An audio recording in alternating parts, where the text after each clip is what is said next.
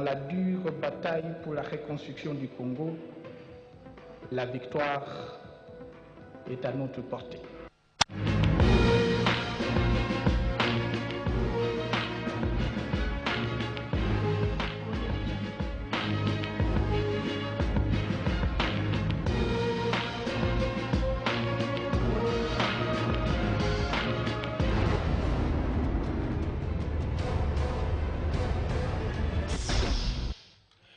Madame, Messieurs, bonsoir. Merci de votre fidélité à la radio-télévision nationale congolaise. En même temps, ça y est, remercier. Soyez les bienvenus à cette édition d'information. A tout de suite. L'actualité. J'étais tenté de lire ici.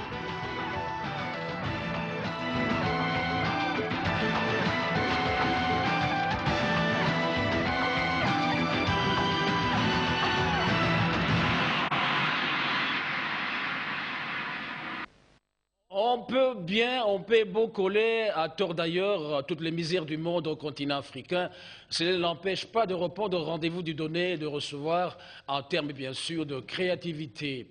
Après l'écriture Mandombe de Feu Beladio, créée à partir, vous le savez, de l'observation des chiffres 2 et 5, la République démocratique du Congo est fière de présenter à l'humanité en général et au monde scientifique en particulier l'invention de l'écriture Africa, née de l'esprit d'un jeune étudiant de l'université de Kinshasa, en l'occurrence David Mboko Mavinga, et qui a le mérite, semble-t-il, d'allier rapidité, simplicité et modernité. Une invention à suivre, et sait-on jamais, qui pourrait être versée par l'UNESCO sur la longue liste des patrimoines mondiaux de l'humanité, au même titre que les hiéroglyphes égyptiens. La suite de l'actualité par la primature. Coco Anaïssi, bonsoir. Bonsoir Jean-Pierre. Le financement ainsi que la revalorisation des universités de la RDC était l'un des sujets au centre d'une tête-à-tête. Augustin Matata Pogno-Mapon, Monseigneur Tchibangu, président du conseil d'administration des universités. Guy Matuntu. L'université doit demeurer le creuset de la réflexion et de l'excellence. Elle doit être revalorisée. C'est le point de convergence entre le Premier ministre Matata Pogno et Monseigneur Tarsis Tchibangu, président du conseil d'administration des universités. Au sortir de l'audience lui accordée par le Premier ministre Matata, l'évêque émérite de Mbujimaï est revenu sur les textes régissant nos universités. Nous sommes à un stade où nous devons penser à la revalorisation de nos universités congolaises, de l'université congolaise, de l'enseignement supérieur congolais. Revalorisation à tous les points de vue, pour que nous puissions avoir toute la place que nous avons eue, la grande place dans le passé. Il faut savoir bien gérer les universités, il faut savoir bien se comporter par rapport aux universités. Donc il faut disposer de grands moyens, mais surtout de travailler, de revenir à un très grand sens du respect strict des textes qui régissent l'université, des textes législatifs, des textes réglementaires et autres dispositions. Je souhaite que justement l'université en particulier puisse participer au plus haut niveau, disons, à la vision, à mettre au point la vision du développement économique et social et complet et total du pays, et puis de la mise en œuvre. Monseigneur Tchibangu est venu solliciter l'appui du gouvernement sur la rencontre de responsables d'université qui devrait avoir lieu à Kindu, mais qui a été délocalisée à Kinshasa. Par ailleurs, le chef du gouvernement a échangé avec deux groupes des confessions religieuses de la RDC. Augustin Matata Pogno-Mapon a reçu tour à tour Monseigneur Pierre-Marie Dibodo de l'Église du Christ au Congo et une délégation de la communauté islamique de la RDC. C'est un reportage de Guy Matuntu. Marini Bodo est venu témoigner de l'excellence de rapport entre l'Église du Christ au Congo et le gouvernement congolais. Le président de l'ECC a reconnu les pas des géants accomplis par le gouvernement de la République, et ce, dans un contexte particulier. Quelqu'un qui marche de l'avant, je crois qu'il faut l'encourager. S'il a réussi à 1-2 points, il faut le féliciter, parce qu'il ne faut pas féliciter les gens quand ils sont morts. Il faut les féliciter pour les encourager, pour qu'ils puissent faire plus. Donc ce que nous voyons avec le premier, il est en train d'avancer, de faire les choses, je crois qu'à laquelle il ne s'attendait pas, mais il les fait bien. Je crois que nous avons droit à dire tout ceci comme père spirituel.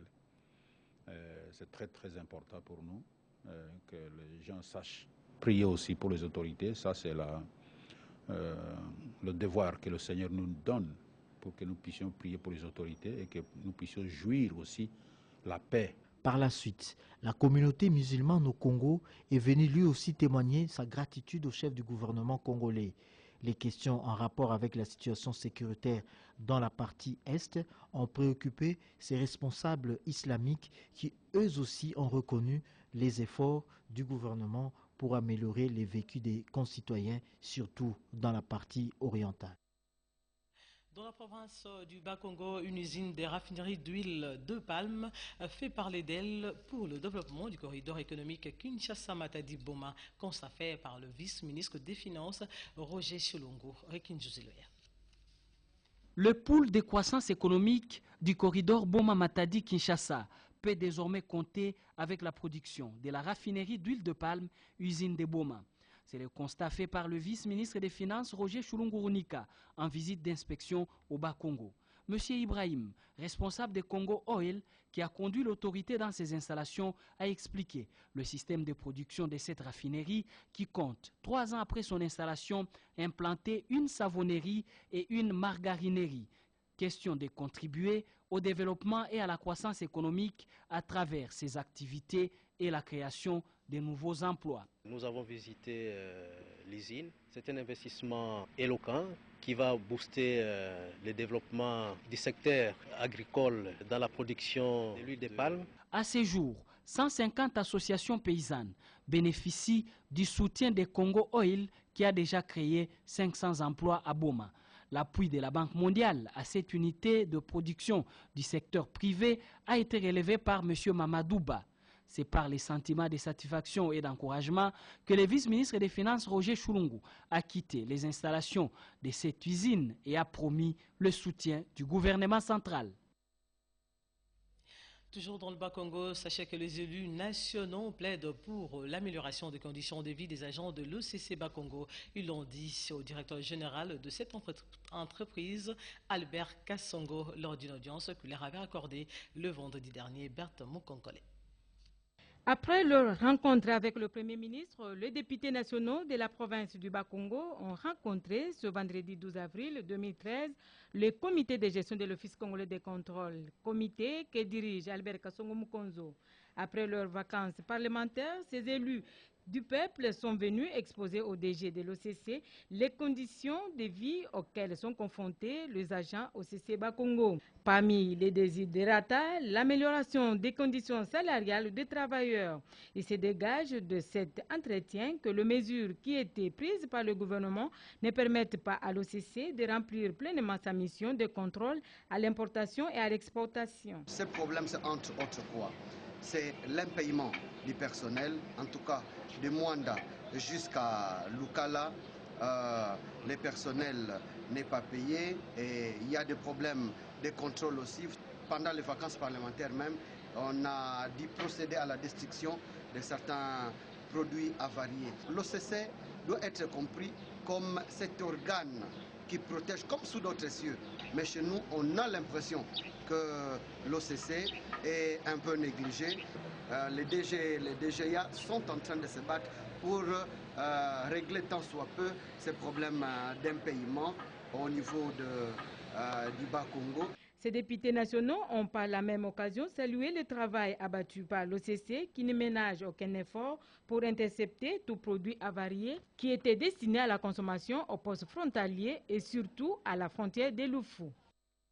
Eh bien, pour sa participation à l'épanouissement de l'être humain à travers les actes de bienfaisance, Madame Bien-Aimée de Dieu Kabila, secrétaire générale du Parti de la Révolution du Peuple, vient d'être élevée au rang d'ambassadrice de la paix par le Centre international de formation en droits humains, Rikinzoziloya. Se mettre au service des autres est une vertu incarnée par Dr Bien-Aimé de Dieu Kabila. Outre sa fonction politique de secrétaire général du Parti de la Révolution du Peuple PRP, fondé par Feu Mouzé Laurent Désiré Kabila, cette dame dynamique a également encadré les enfants en rupture familiale et autres personnes vulnérables à travers une structure de prise en charge médico-socio-sanitaire sans s'attendre à une quelconque rémunération au retour. Bien-aimé des dieux Kabila concilie la politique à l'amour du prochain par la défense des intérêts de la communauté. Voilà pourquoi la secrétaire générale du PRP a attiré l'attention et l'admiration du Centre international des formations en droits humains et gestion des conflits, à lui décerner le prix d'ambassadrice de la paix et des droits humains. Nous, membres des droits humains, honore Madame bien-aimée Kabila en qualité d'ambassadrice, gestionnaire de conflits et agent de paix. Compte tenu de son sens profond, d'humanisme manifesté dans son dévouement et son soutien multiforme dans la protection des droits humains. Satisfaite, bien-aimée des dieux Kabila a invité les Congolaises et Congolais à suivre ses pas et surtout à beaucoup aimer la nation, le peuple et les dirigeants. La cité d'Nkamba, située dans les districts des Cataractes, dans la province du Bas-Congo, Nkamba, Nouvelle-Jérusalem de fidèles kimbanguistes et terre sainte de Simon Kimbangu, est un véritable site touristique. Voici sa carte postale avec Guy Blaise Kitiki, Pascal Kossi, Tétis Samba et Guilhem Konga.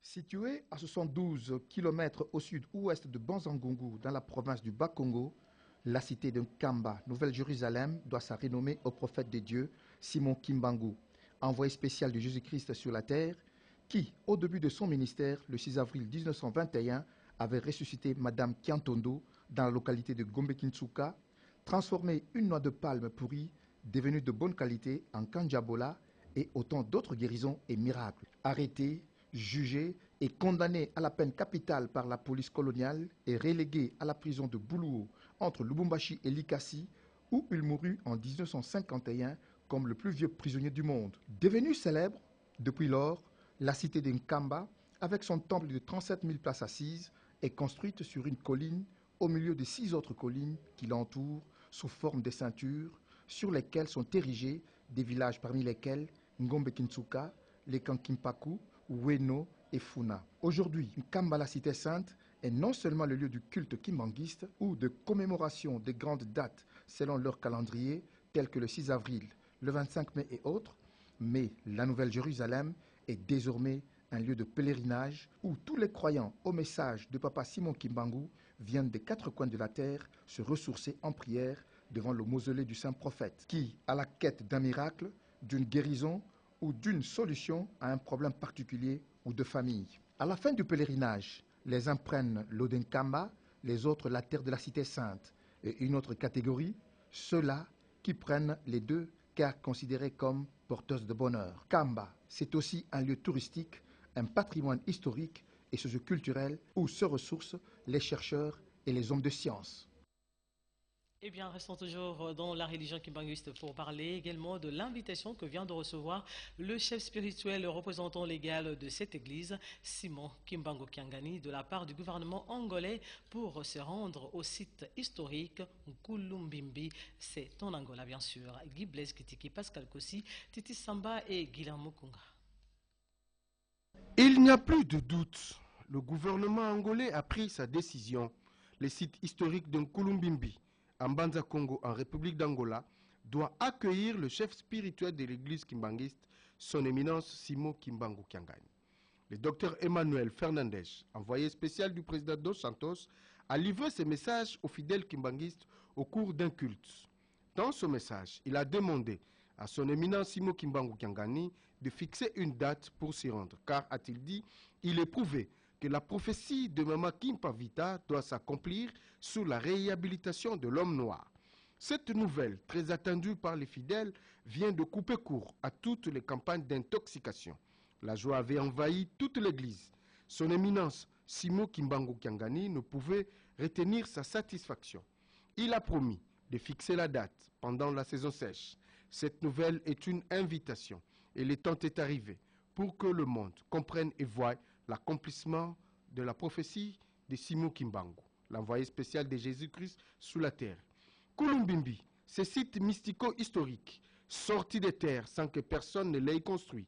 Cette légende autorise seule l'église kimbanguiste à s'y rendre, afin de livrer au monde les mystères cachés, qui permettra de sortir le peuple noir de l'emprise de l'impérialiste.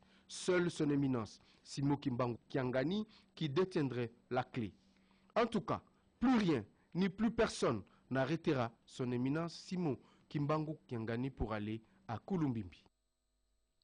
Le nouveau représentant de l'Agence japonaise de coopération internationale JICA, Obata Eiko, accompagné de représentants sortants, a été présenté aux responsables de l'Institut national de préparation professionnelle. C'était le samedi 13 avril 2013 à Limete. Suivez. L'Agence japonaise de coopération internationale a un nouveau représentant, Obata Eiko, qui a rencontré le directeur général de l'INPP, Maurice Chikuya Kayembe. Pour lui, son prédécesseur a abattu un travail de titan et a légué à l'INPP des rudiments nécessaires pour la formation professionnelle de la jeunesse congolaise. Le représentant Obata Eiko a encouragé les relations et les partenariats excellents entre l'INPP et son agence, qui date depuis plus de 30 ans. Il a également félicité les formateurs de l'INPP sur leur motivation et la recherche de l'efficacité. Il a rassuré que son mandat sera consacré à l'extension de la coopération avec l'INPP vers l'arrière-pays pour les besoins de la population. Le leadership du DG Chikuya Kayembe a été salué par le nouveau représentant de la JICA.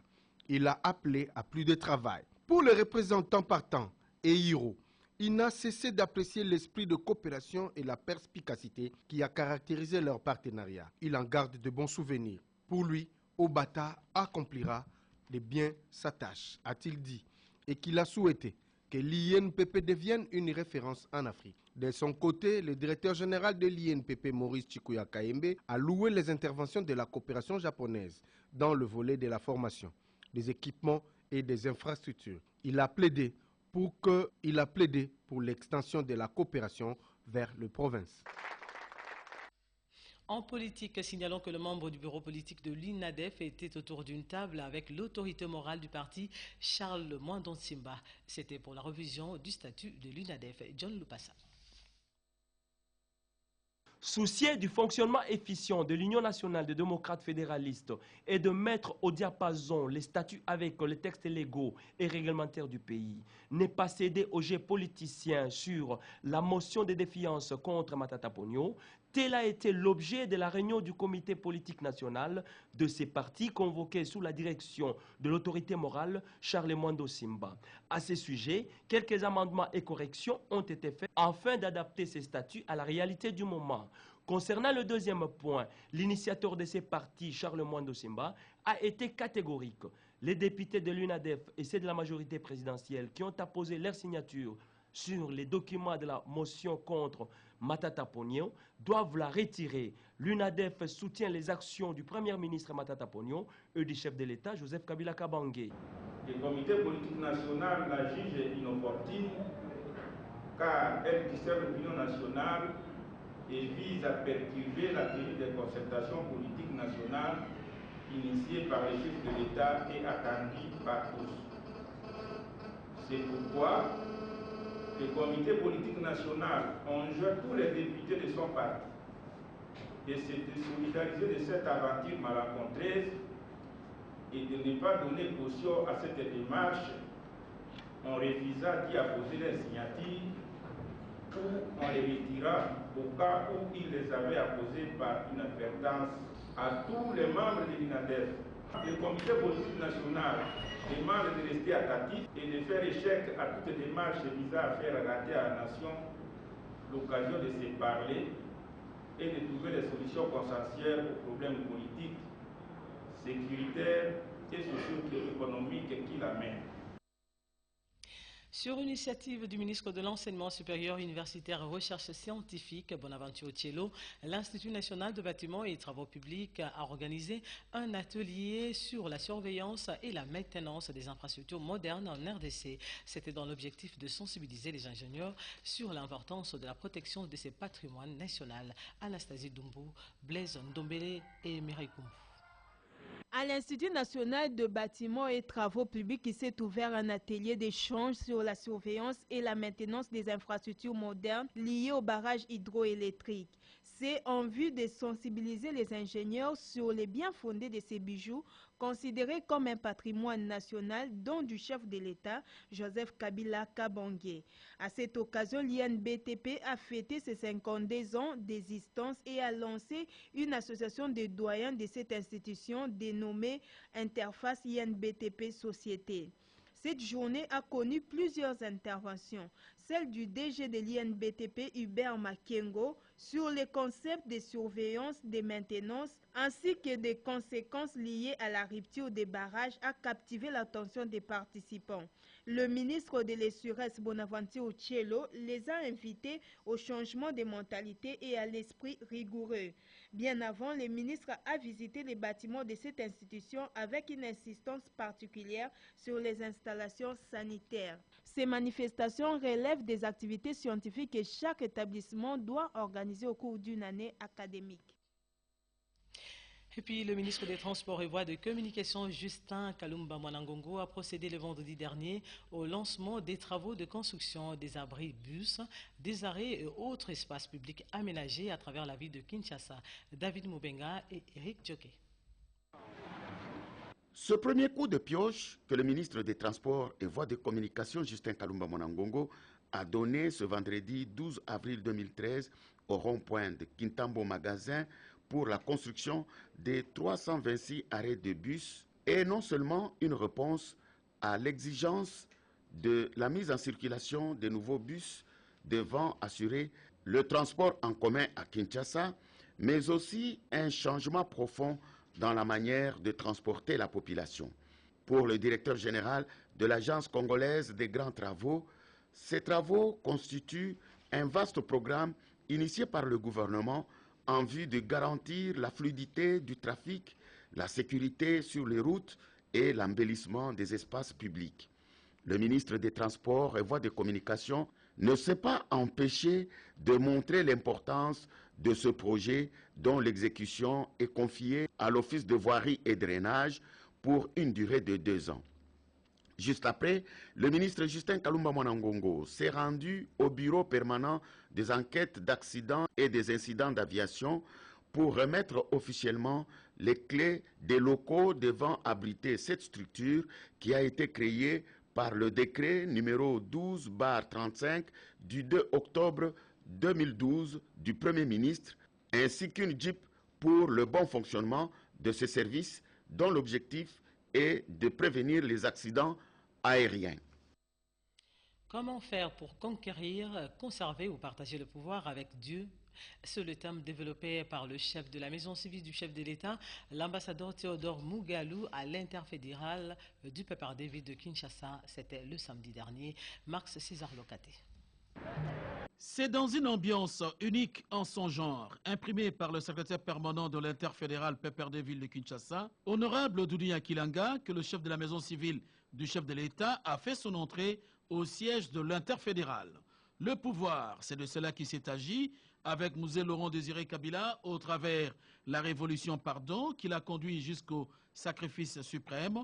Révolution pardon adoptée par le président Joseph Kabila Kabange au travers la formule 1+4 a martelé l'homme de Dieu Théodore Mugalou. Moïse a gouverné avec la force de l'Éternel. Il y a lieu de suivre cet exemple, a indiqué l'ambassadeur Mugalou, avant de chuter sur le principe de réciprocité, de pardon et du pouvoir périssable. Mais pour qu'il dure, il faut le garder dans le germe, souligne l'ambassadeur Mugalou. Ils sont composés par la jeunesse et donc ils ont beaucoup d'espérance dans l'avenir et donc ils doivent avoir la puissance de conserver le pouvoir pour qu'ils puissent un jour à leur tour l'exercer. Et pour cela, j'ai démontré que ce n'est ni les fétiches, ni les recommandations occidentales des sociétés mystiques, etc., qui peuvent donner le pouvoir. Le pouvoir vient de Dieu et c'est l'exécuteur de sa parole qui a la puissance de conserver le pouvoir. Évaluer les niveaux d'exécution des fonds alloués aux PME par le Fonds pour la promotion de l'industrie est l'objectif de la visite qu'a effectuée dernièrement le directeur général du FPI, Constantin Mbengele, dans les entreprises PK, Twinks et Polydal. Camille Djoké et Patience Mboyo Djoké Katoukou. Financées par le gouvernement par les billets du Fonds de promotion de l'industrie, plusieurs unités de production nationale sont en plein essor. Elles ont eu la visite du directeur général du FPI, Constantin Mbengele, qui, au nom du gouvernement, est allé s'enquérir de leur viabilité. C'est à la ferme de plantation et élevage de Kavima, PK, qu'a commencé cette visite. Cette unité compte 54 000 poules et sont partagées dans 5 bâtiments construits pour le bien de vaguement 2 œufs. Grâce à l'appui financier du FPI, comptez d'abord 6 000 poules et passez d'une vitesse de croisière. Plus de 500 plateaux d'œufs sont produits tous les jours. Direction commune de Lancelé au quartier Kinkole où la ferme Twinks évolue grâce au FPI qui l'a soutenu de 100 000 poules, aujourd'hui 6 000 poules. Elle a une capacité de plus de 100 plateaux par jour. Toujours à Kinkole, Polydaf, une ferme qui va bientôt démarrer avec 25 000 poules, aura une capacité journalière de 580 à 600 plateaux par jour. Un motif de fierté pour Constantin Mbengele, directeur général du FPI. Nous sommes en train de financer beaucoup de fermes dans l'interland de Kinshasa pour permettre d'approvisionner le marché quinois, c'est-à-dire des œufs qui sont encore de bonne qualité. Vous avez vu, la ferme PK, elle est située pratiquement dans un ravin. S'ils n'avaient peut-être pas construit cette ferme, je suis sûr qu'il y aurait beaucoup de problèmes d'érosion tout autour.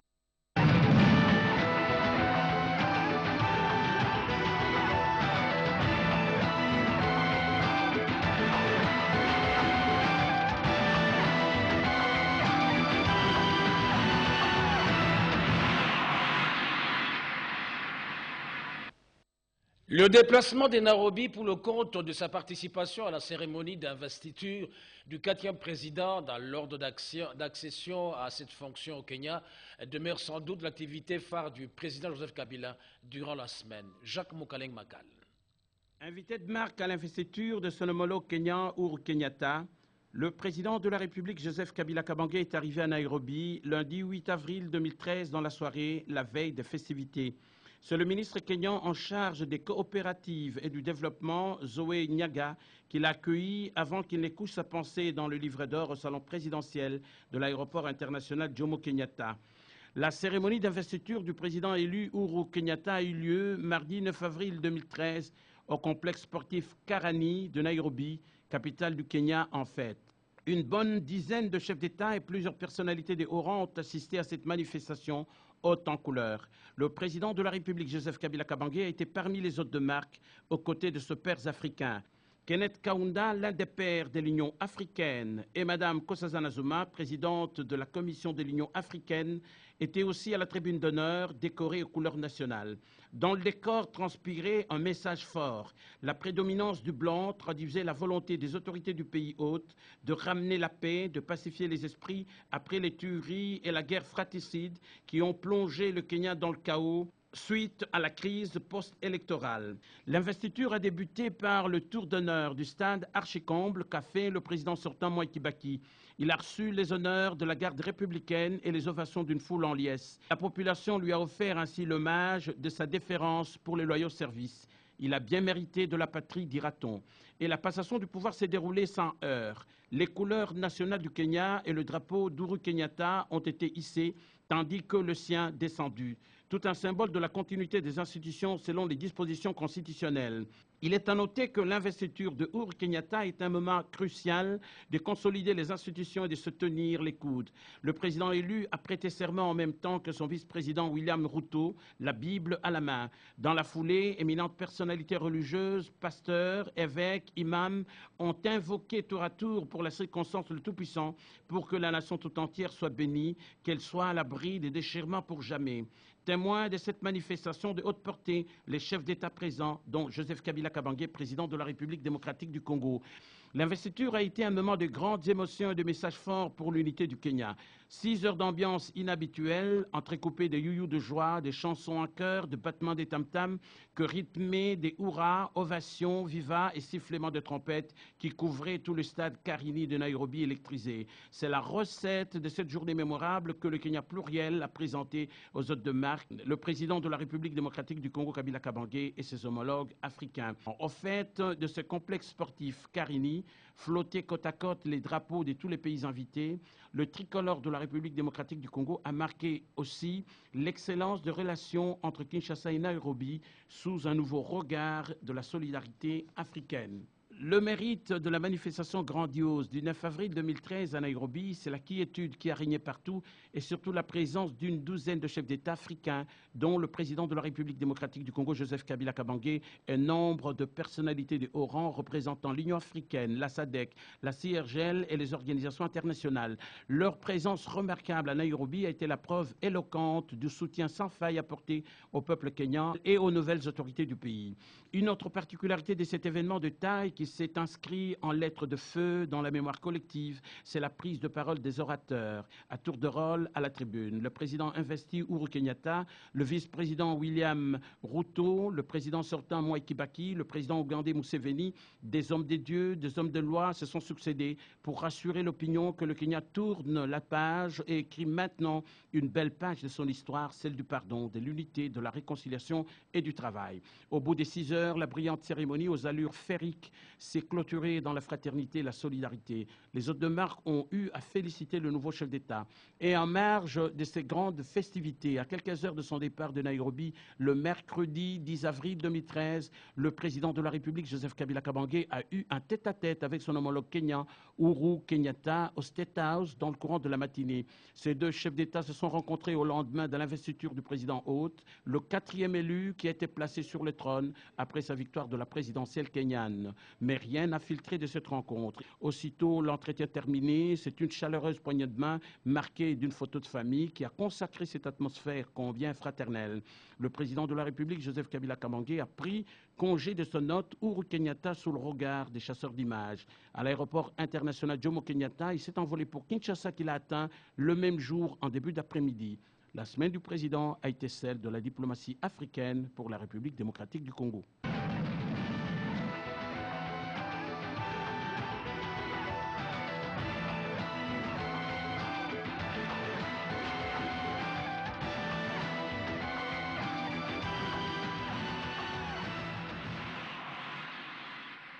Nous abordons l'étape de manœuvrer la machine à remonter la semaine dont la vocation et par tradition de vous rappeler les principaux faits d'actualité que nous avions proposés. La semaine en 5, Angèle Mabiala.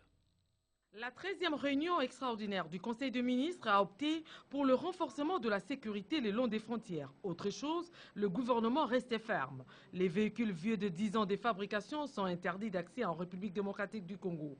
Un délai de 3 mois a été accordé aux importateurs de ces véhicules. De passer ces délais, ces véhicules se verront renvoyés au port d'embarquement ou carrément détruits.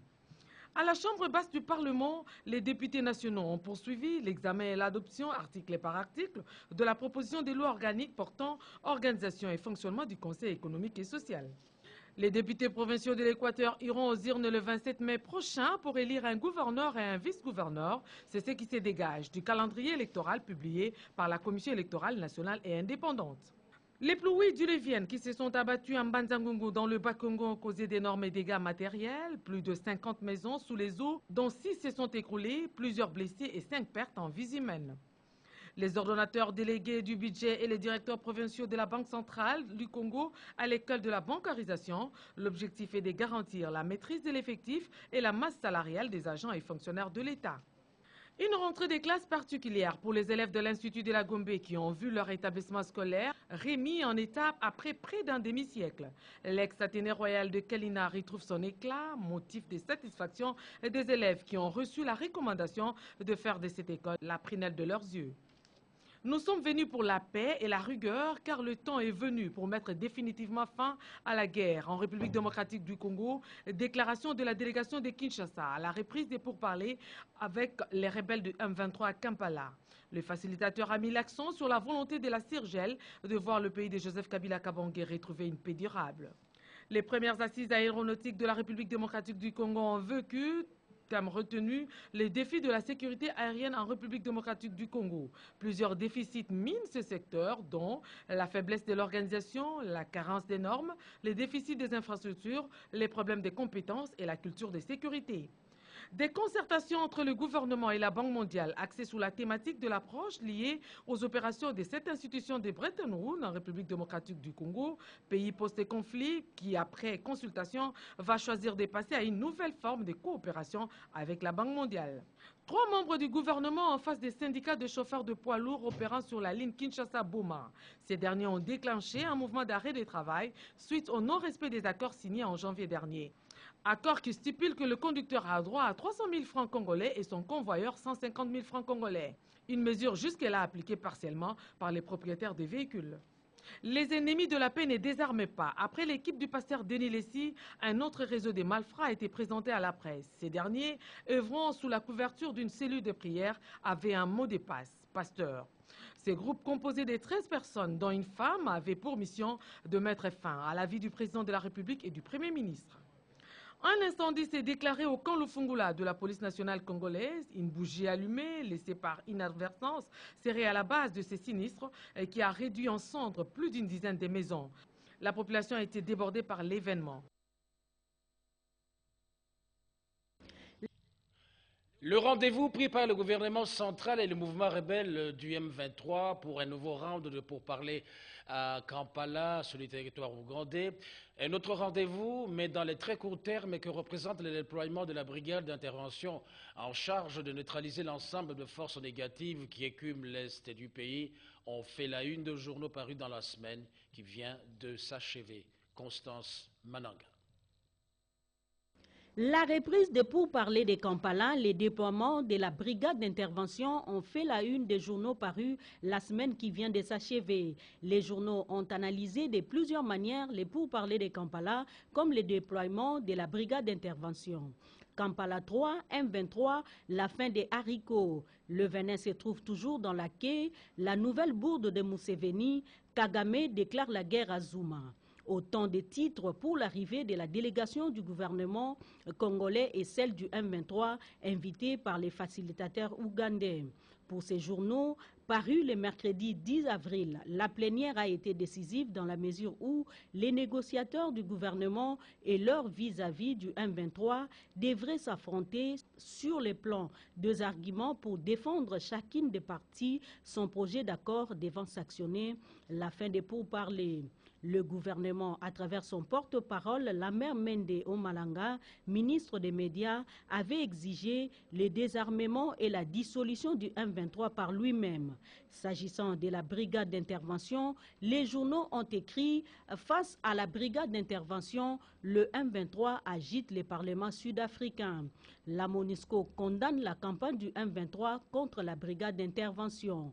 Pour ces journaux, les pourparlers de Kampala entre la délégation de la RDC, requinquée par la résolution 2098 du Conseil de sécurité des Nations Unies qui crée une brigade d'intervention de l'éradication des forces négatives en RDC, dont la rébellion du M23. Les journaux ont conclu qu'il appartient à Kinshasa de savoir privilégier l'intérêt supérieur de la nation congolaise et non des considérations d'un ordre autre que celui de la RDC. Pour ces journaux, les pourparlers n'avaient plus de place car le déploiement de la brigade devrait intervenir le 30 avril prochain. Le M23 a libéré les 11 véhicules transportant du matériel de la MONUSCO. Le Conseil de sécurité leur a demandé de mettre fin définitivement à ces barrières illégales et à cette tentative de mettre en place une administration parallèle.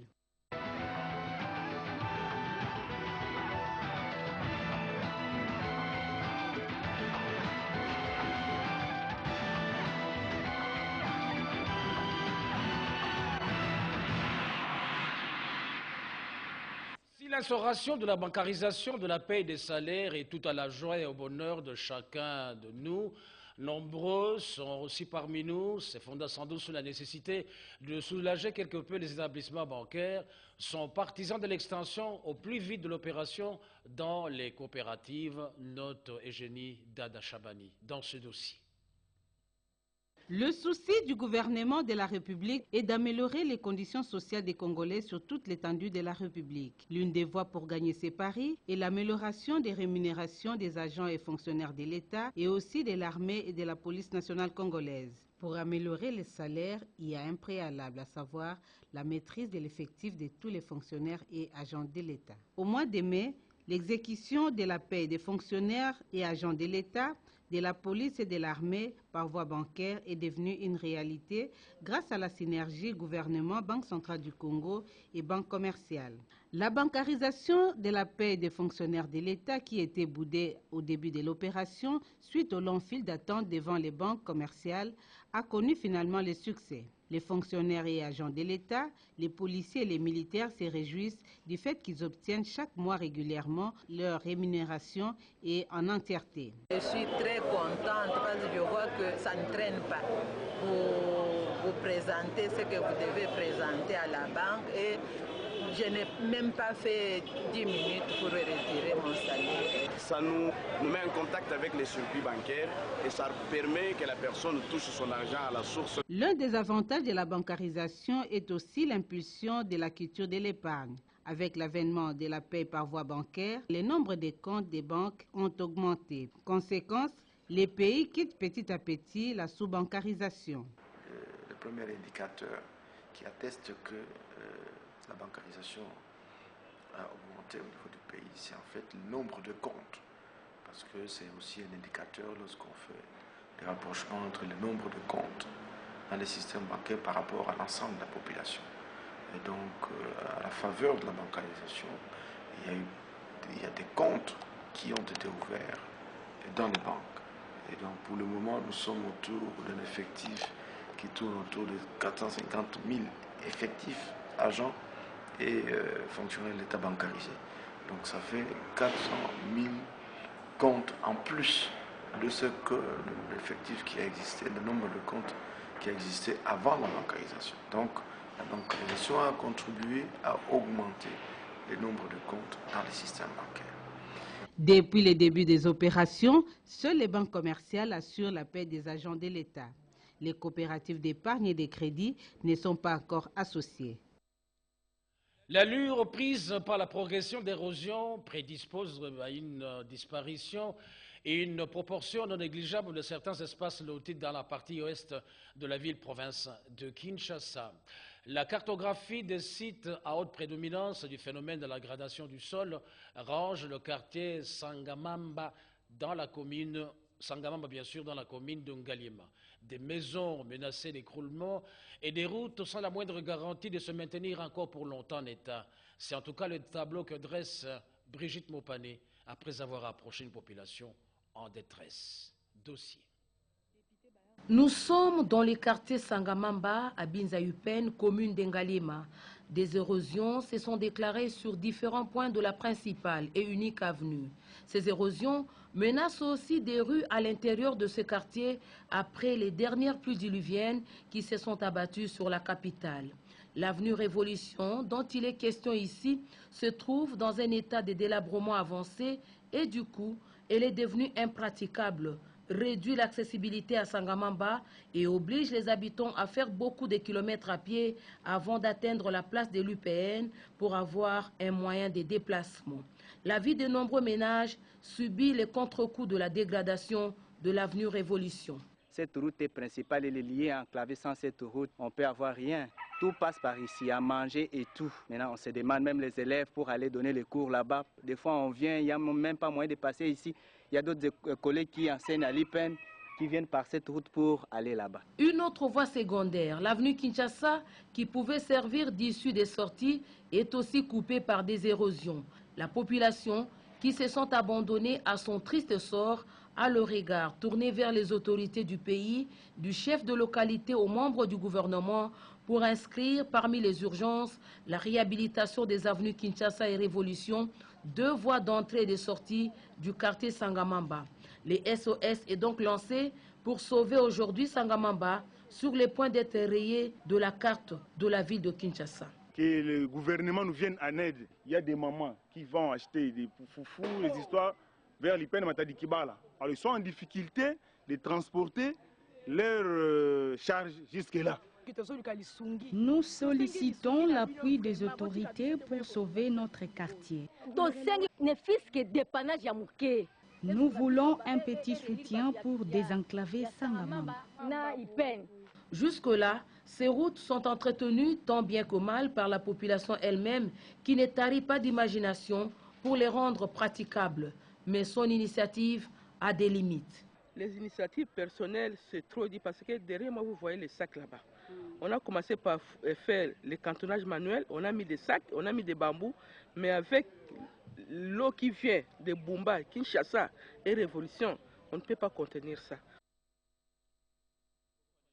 Nous allons le séparer sur une actualité qui touche au domaine de l'enseignement supérieur et recherche scientifique. Oui, et bien, le renforcement des capacités dans ces secteurs était au centre des échanges qu'a eu le ministre des tutelles, Bonaventure Tshelo, avec une délégation des députés belges en séjour à Kinshasa. C'est un reportage de Louis-Dor Balekela et de Jean-Marie Kadiata Minaminaï. De l'enseignement supérieur universitaire et recherche scientifique Bonaventure Tshelo Lochima a fait part au député belge Herman Decro des problèmes récurrents dans les secteurs de l'enseignement supérieur et la situation globale de son ministère. Ils ont aussi évoqué les efforts que déploie le gouvernement de la République démocratique du Congo pour l'amélioration des conditions de travail et pour la modernisation de l'enseignement supérieur et universitaire. Le ministre Tshelo a mis l'accent sur la formation des techniciens dans différents domaines dans l'espoir de les voir plus créateurs d'emplois que demandeurs. Les députés belges, pour sa part, invitent le gouvernement à encourager les étudiants avec l'octroi des bourses. Une main-d'œuvre nationale va éviter la fuite des cerveaux dont notre pays a toujours été victime. Eh bien, nous nous séparons, nous arrêtons ici en formulant l'espoir que vous accorderez désormais chaque dimanche la même attention à notre confrère Fabrice Ouanzing à partir de dimanche prochain. Coco Anaïs, nous avons ainsi terminé. Bonsoir et merci. Bonsoir et au revoir.